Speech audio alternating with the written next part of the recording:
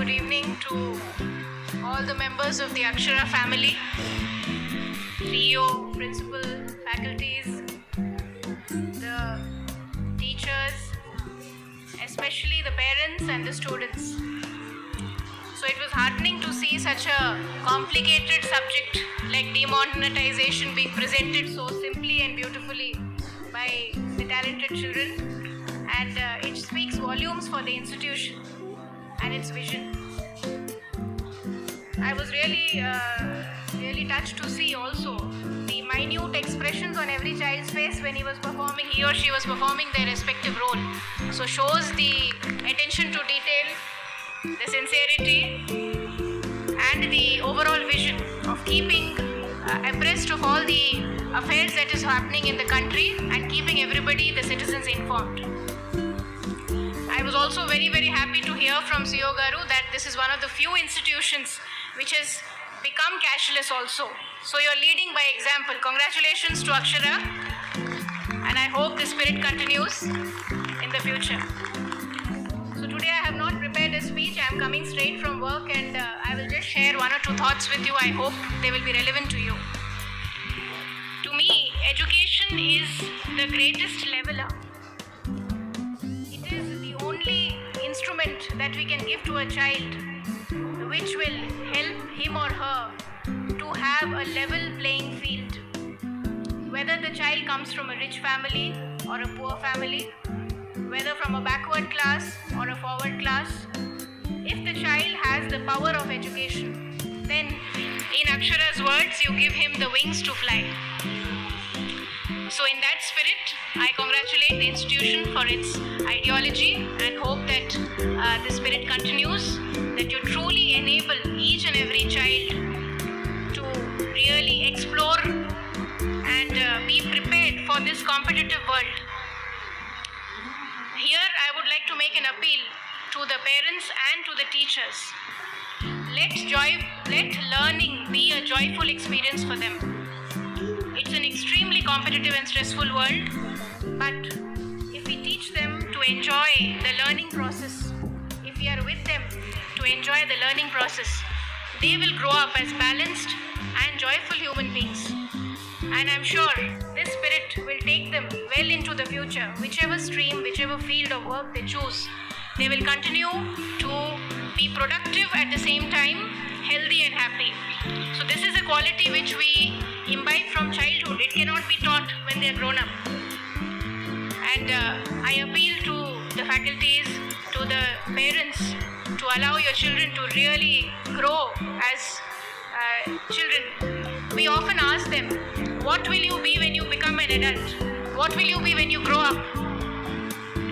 I would appeal to you to start asking them, what do you want to do today? That is important.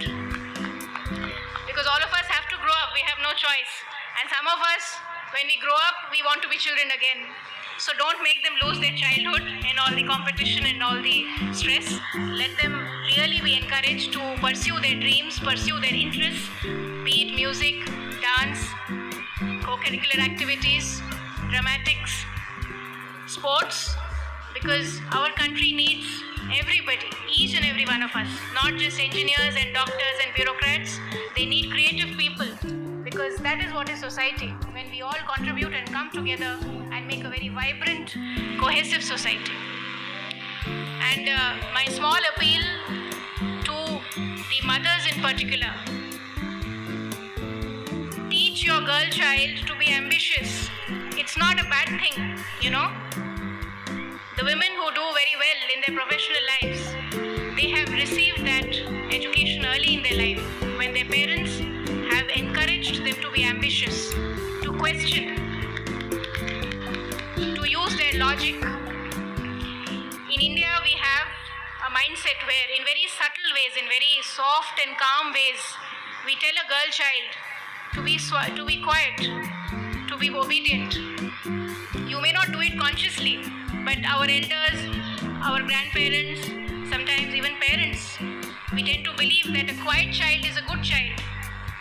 But do learn to allow them to question, to allow them to be ambitious, and give that space to your girl children to really grow, to really have careers, to have the power to decide what they want to do with their lives once you give them the education. They should not be educated just to marry them off and make them eligible for, to be floated in the marriage market, is what I would like to say. So, with these few words and my little appeal to all the children out here, all the kids out here, how many of you believe in God? Raise your hands. Everybody doesn't believe? So almost everybody believes in God. Agreed?